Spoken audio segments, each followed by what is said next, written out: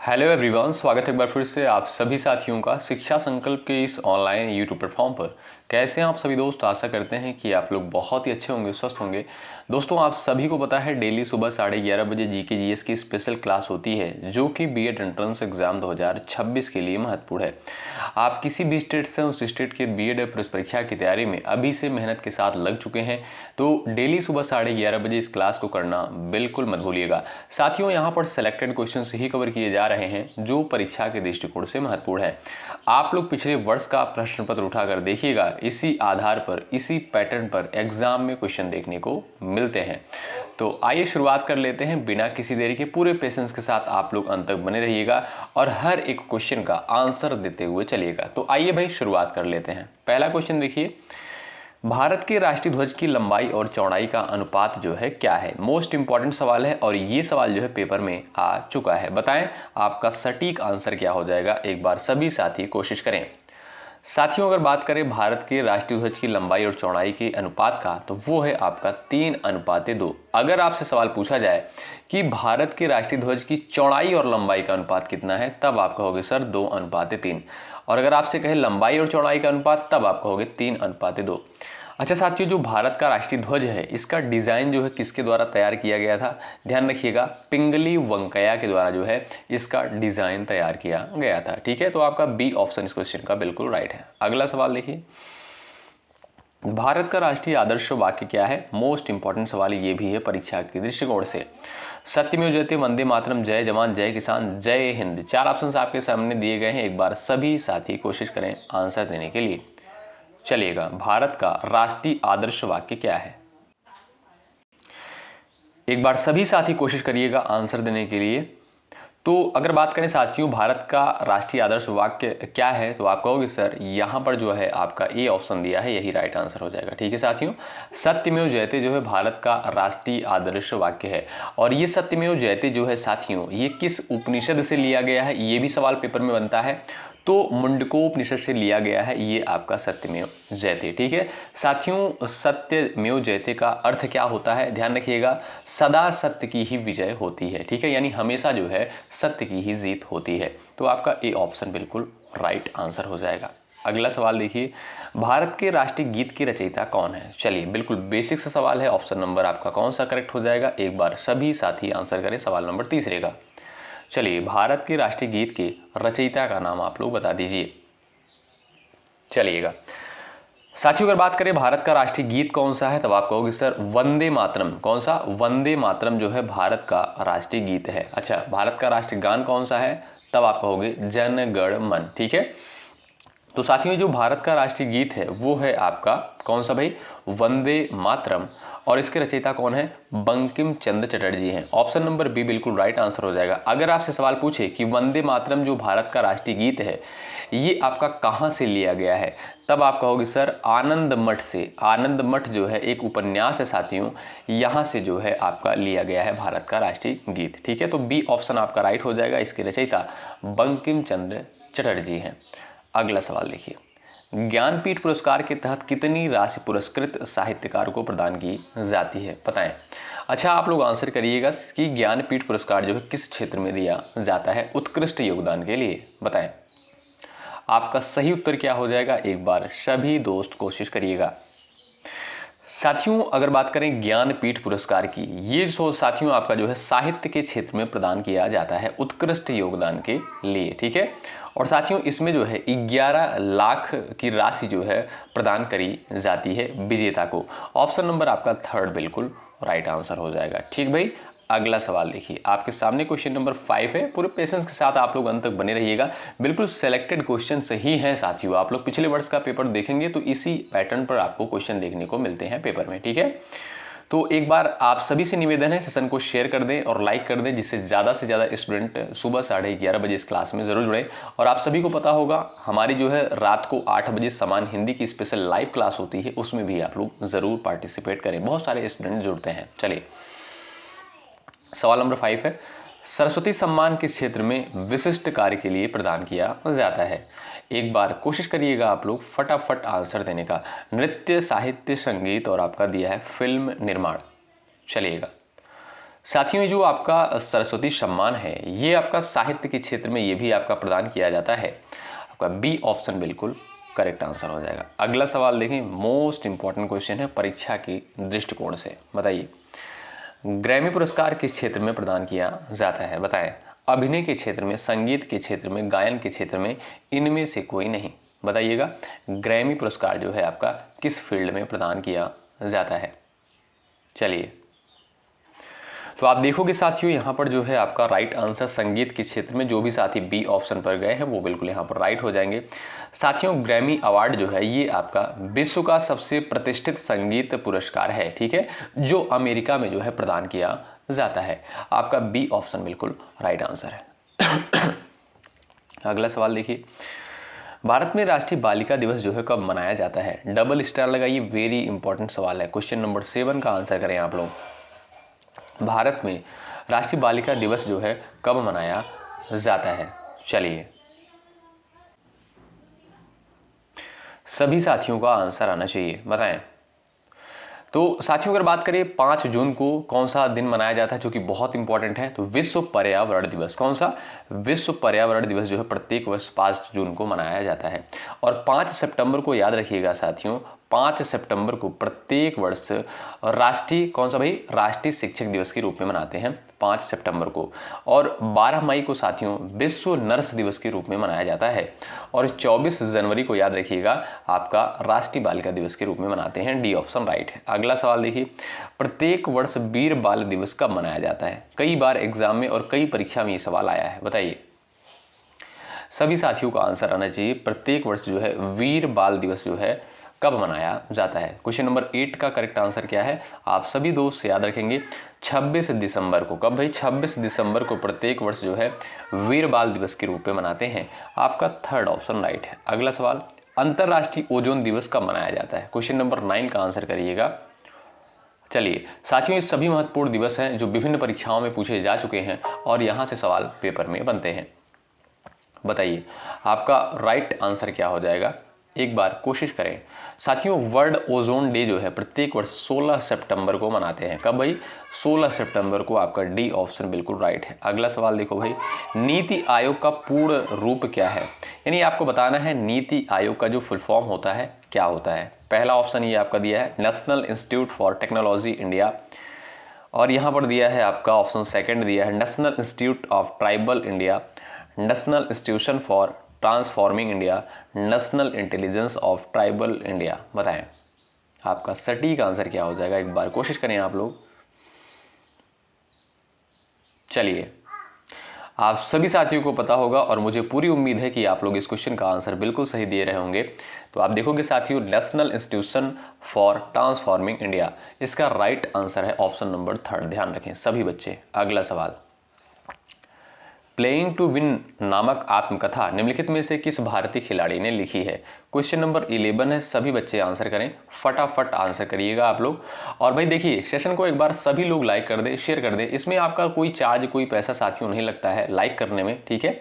इससे हमारा भी मनोबल बढ़ता है और आपके लिए बेहतर कंटेंट लाने का प्रयास करते हैं। तो भाई आपके लिए मेहनत किया जा रहा है, आपका कर्तव्य बनता है सेशन को जरूर से जरूर लाइक करें। और यदि आप चैनल पर नए हैं तो जुड़ सकते हैं अगर आपको चीज़ें यहाँ पर बेहतर लग रही हैं, ठीक है। चलिए प्लेइंग टू विन नामक आत्मकथा निम्नलिखित में से किस भारतीय खिलाड़ी ने लिखी है? एक बार कोशिश करें आंसर देने के लिए। चलिए भी आंसर दीजिएगा आप लोग, फटाफट आंसर दीजिएगा। आप सभी साथियों को पता होना चाहिए, राइट आंसर हो जाएगा साइना नेहवाल। ऑप्शन नंबर 2 बिल्कुल करेक्ट है। अगला सवाल देखिए, डूरंड कप का संबंध जो है किस खेल से? बताएं। इंपॉर्टेंट ये भी है, फुटबॉल से, पोलो से, क्रिकेट से, हॉकी से। आपका सटीक आंसर क्या हो जाएगा? क्वेश्चन नंबर 12 आपके स्क्रीन पर है। तो साथियों जो आपका डूरंड कप है ये आपका किससे संबंधित है? ये आपका फुटबॉल से संबंधित है। आपका ए ऑप्शन बिल्कुल राइट आंसर हो जाएगा, ध्यान रखें। अगला सवाल देखिएगा, डेविस कप का संबंध किससे? बताइए फटाफट आंसर करिए, मोस्ट इंपॉर्टेंट क्वेश्चन। चलिए डेविस कप का संबंध किससे है? Cricket, lawn tennis, basketball, table tennis. आपका सटीक आंसर साथियों हो जाएगा लॉन टेनिस से संबंधित है डेविस कप, ठीक है। ये आपका बी ऑप्शन राइट है। सवाल नंबर आपके सामने है 14, ध्यान से देखिए, संतोष ट्रॉफी का संबंध किस खेल से है? संतोष ट्रॉफी का संबंध जो है आपका किस खेल से? एक बार आंसर दीजिएगा आप लोग हॉकी, बैडमिंटन, फुटबॉल। आपका राइट आंसर क्या हो जाएगा, ध्यान रखिए भाई। तो जो भी साथी बता रहे हैं फुटबॉल, वो बिल्कुल राइट आंसर है, ऑप्शन नंबर 3 बिल्कुल राइट हो जाएगा। अगला सवाल, क्रिकेट के पिच की लंबाई कितनी होती है, बताइए। तो आपका सटीक आंसर क्या हो जाएगा, एक बार कोशिश करें आप लोग। क्रिकेट के पिच की लंबाई कितनी होती है? अगर गज की बात करें साथियों तो 22 गज। तो यहाँ पर मीटर की अगर बात करें 20.12 मीटर। ऑप्शन सेकंड राइट है। अगला सवाल, हर्षचरित किसके द्वारा लिखी गई पुस्तक है, बताएं। हर्षचरित जो है किसके द्वारा लिखी गई पुस्तक है, बताएं। फटाफट आप लोग आंसर करें। आपका सटीक आंसर दोस्तों क्या हो जाएगा, बाणभट्ट के द्वारा लिखी गई पुस्तक है, ऑप्शन सेकंड बिल्कुल करेक्ट आंसर हो जाएगा। ठीक है साथियों, हर्षचरित जो है सम्राट हर्षवर्धन की जीवनी है, ठीक है, जिसे जो है संस्कृत में बाणभट्ट के द्वारा लिखा गया है। तो ऑप्शन सेकंड राइट है। अगला सवाल, भारतीय संगीत का आदि ग्रंथ किस वेद को कहा जाता है? डबल स्टार लगाइए, वेरी इंपॉर्टेंट सवाल है।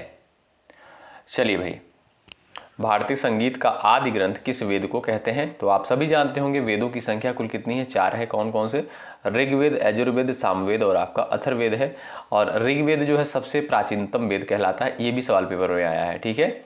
और अगर आपसे पूछे कि भारतीय संगीत का आदि ग्रंथ किस वेद को कहते हैं, तब आप कहोगे सर कि जो सामवेद होता है इसी को जो है संगीत का आदि ग्रंथ कहा जाता है, क्योंकि साम का मतलब ही होता है गायन करना। क्या भाई, साम का मतलब क्या है, गायन करना। ऑप्शन डी राइट है। अगला सवाल, पुराणों की संख्या कितनी है? 18, 19, 20, 21। क्वेश्चन नंबर 18 है और सबका आंसर आ जाना चाहिए। क्वेश्चन नंबर 18, पुराणों की संख्या कितनी है साथियों, याद रखें 18 है। ऑप्शन ए बिल्कुल करेक्ट आंसर है, ठीक है। चलो भाई अगला सवाल देख लीजिएगा, किस देवता के लिए ऋग्वेद में पुरंदर शब्द का प्रयोग हुआ है? क्वेश्चन नंबर 19, किस देवता के लिए ऋग्वेद में पुरंदर शब्द का प्रयोग हुआ है, बताइएगा। इंद्र, अग्नि, वरुण और आपका दिया है सोम। तो जो भी दोस्त यहाँ पर भाई ए ऑप्शन पर क्लिक कर रहे हैं वो बिल्कुल होशियार है, उनका आंसर बिल्कुल राइट है, ठीक है, वो लोग पढ़ाई कर रहे हैं, ए ऑप्शन राइट है।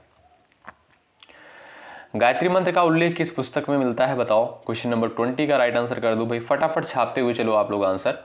चलिए पूरी ऊर्जा के साथ आप लोग क्लास में बने रहिएगा। गायत्री मंत्र का उल्लेख जो है किस पुस्तक में मिलता है? तो ध्यान रखिए साथियों, ये आपका ऋग्वेद में मिलता है, ठीक है। ए ऑप्शन आपका बिल्कुल राइट आंसर हो जाएगा। ऋग्वेद के जो है 3रे मंडल में जो है गायत्री मंत्र का उल्लेख मिलता है। ऋग्वेद में सबसे पवित्र नदी कौन सी मानी गई है, बताइए। चलिए, सिंधु, सरस्वती, सतुद्री, इनमें से कोई नहीं। 21 का राइट आंसर क्या है, छाप दो, फटाफट छापो भाई आंसर आप लोग। चलिए भाई, तो साथियों अगर बात करें ऋग्वेद में जो सबसे पवित्र नदी मानी गई है वो है आपकी सरस्वती नदी। क्या भाई, सरस्वती। ऑप्शन सेकंड देखोगे बिल्कुल करेक्ट आंसर है। ये रहा आपके सामने सवाल नंबर नेक्स्ट। सारनाथ में बुद्ध प्रथम प्रवचन क्या कहलाता है? यानी गौतम बुद्ध ने जो है सारनाथ में अपना प्रथम उपदेश दिया था या प्रथम प्रवचन कहा था, तो ये जो है दोस्तों क्या कहलाता है, किस नाम से कहलाता है, बताइए। महाभिनिष्क्रमण, महापरिनिर्वाण, धर्म चक्र प्रवर्तन। साथियों जो महाभिनिष्क्रमण है ये किस घटना को कहा जाता है, ठीक है। तो याद रखिएगा, आप देखोगे जब गौतम बुद्ध ने जो है अपना गृह त्याग किया था उस घटना को जो है महाभिनिष्क्रमण कहते हैं।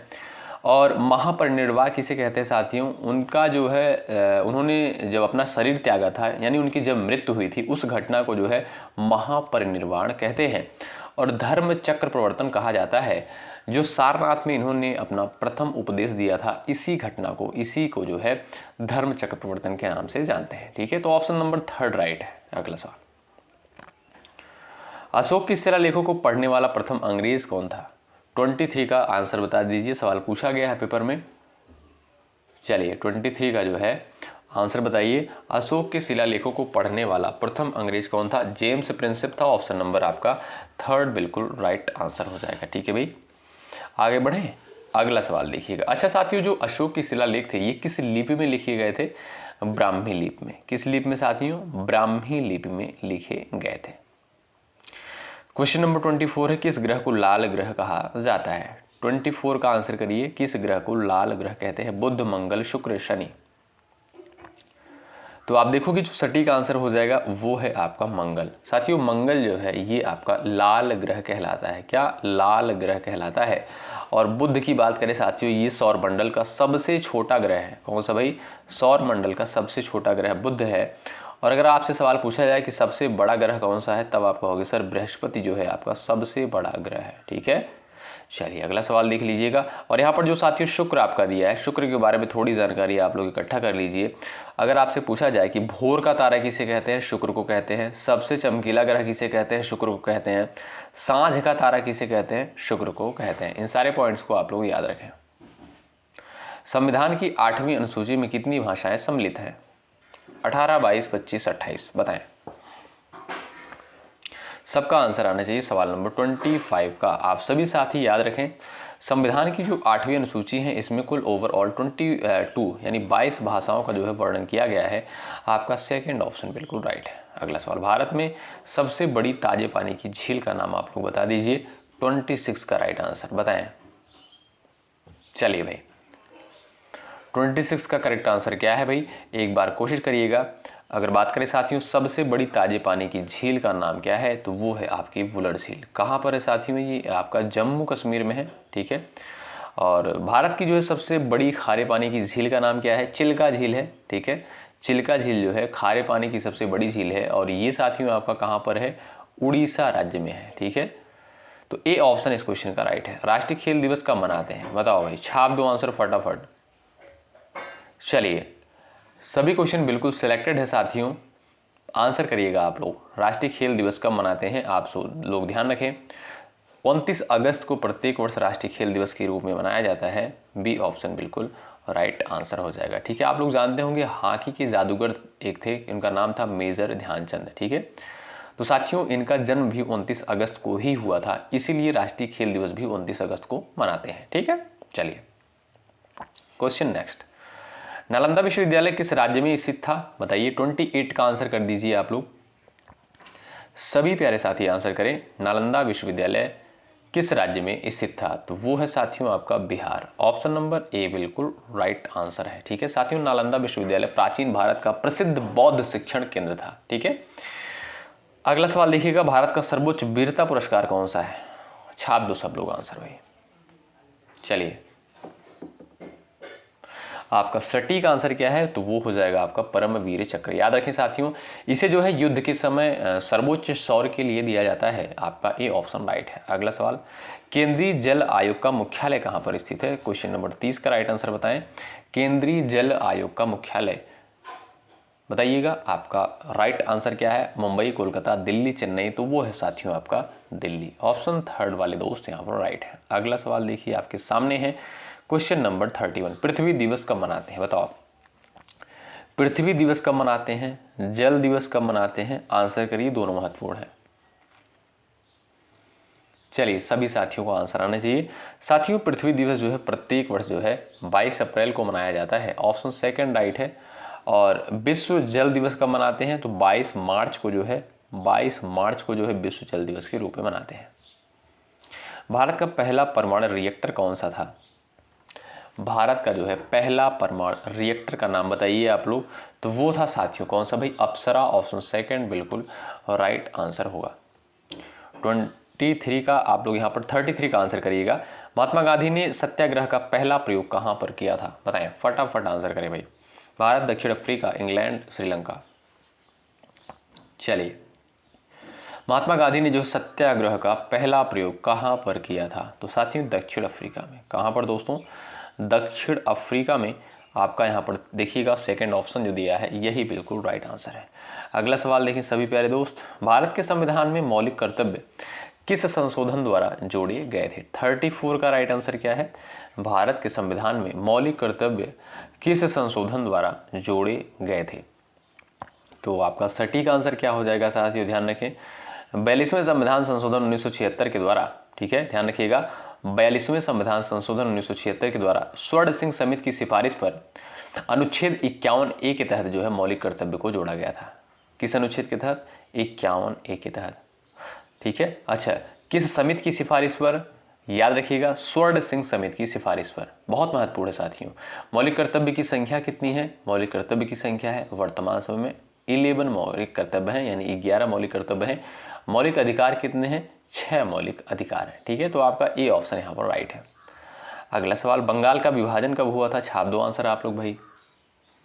बंगाल के विभाजन की अगर बात करें तो कब हुआ था, एक बार कोशिश करिएगा आप लोग। और उस समय जो है भाई वायसराय कौन था, बताइए। चलिए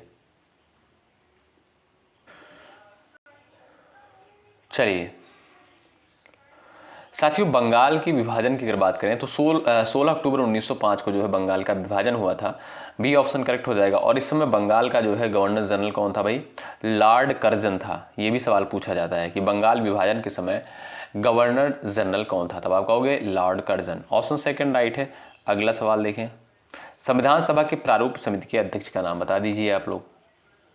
चलिए भाई, सभी लोग आंसर करिए और एक बार सेशन को सभी लोग लाइक कर दें। ठीक है, लाइक की संख्या बढ़ाते चलिए, इसमें आपका कोई साथियों चार्ज नहीं लगता, कोई पैसा नहीं लगता है। ठीक है, चलिए भाई 36 का राइट आंसर बताइए आप लोग। संविधान सभा की प्रारूप समिति के अध्यक्ष का नाम क्या था भाई? Doctor B R Ambedkar. Option second right है। ऑप्शन सेकंड आपका बिल्कुल करेक्ट आंसर हो जाएगा। और इन्हें ही संविधान का निर्माता कहा जाता है। यूनिसेफ का मुख्यालय कहाँ पर स्थित है, बताएं। यूनिसेफ का मुख्यालय जो है कहाँ पर स्थित है? यूनिसेफ का कार्य साथियों बाल कल्याण और शिक्षा से संबंधित है और इसका मुख्यालय जो है अमेरिका के न्यूयॉर्क में स्थित है। ये ऑप्शन राइट है। सवाल नेक्स्ट है, बुल फाइटिंग किस देश का परंपरागत खेल है? बुल फाइटिंग जो है किस देश का परंपरागत जो है खेल है? तो वो है साथियों आपका स्पेन। ऑप्शन सेकंड जो दिया है ये आपका राइट है। अगला सवाल, नर्मदा नदी किस दिशा में बहती है? 39 का आंसर बताएं। नर्मदा नदी जो है किस दिशा में बहती है? चलिए साथियों, आप देखोगे नर्मदा नदी जो है अमरकंटक से निकलकर अरब सागर में मिलती है, तो यानी आप कह सकते हो पश्चिम दिशा। ऑप्शन नंबर सेकंड राइट है। ये आपका लास्ट सवाल और इसका आंसर आप लोग कर दीजिएगा। भारत में गुरुत्वाकर्षण तरंगों का अध्ययन करने के लिए कौन सा प्रयोगशाला प्रस्तावित है? क्वेश्चन नंबर ये 40 है और इसका आंसर आप लोग करिएगा। देखते हैं किसका किसका आंसर आता है। ये क्लास आपको कैसे लगी कमेंट बॉक्स में जरूर बताएं। और डेली सुबह 11:30 बजे ये क्लास होती है, तो ज़्यादा से ज़्यादा संख्या में स्टूडेंट यहाँ पर जुड़े और सारी चीज़ें आपको बिल्कुल इंपॉर्टेंट दी जा रही हैं। ये आपको कैसे पता चलेगा कि इंपॉर्टेंट है? आप लोग पिछले वर्ष का प्रश्न उठाकर देखिए, तब आपको चीज़ें बिल्कुल क्लियर हो जाएंगी साथियों। ठीक है, यहाँ पर बिल्कुल इंपॉर्टेंट चीज़ें आपको दी जा रही हैं। और रात को जो आपकी हिंदी की क्लास होती है, लाइव क्लास होती है, उसमें बहुत सारे स्टूडेंट पार्टिसिपेट करते हैं। आप लोग भी उस क्लास में ज़रूर जुड़े, बहुत ही मज़ा आता है उस क्लास में, तो आप लोग भी ज़रूर जुड़िएगा। ठीक है, और आप लोगों की तैयारी कैसी चल रही है एक बार कमेंट बॉक्स में ज़रूर बताएं। और मिलते हैं आपसे नेक्स्ट क्लास में साथियों। आप लोग अपना ख्याल रखें, अपनों का ख्याल रखें। जय हिंद, जय भारत।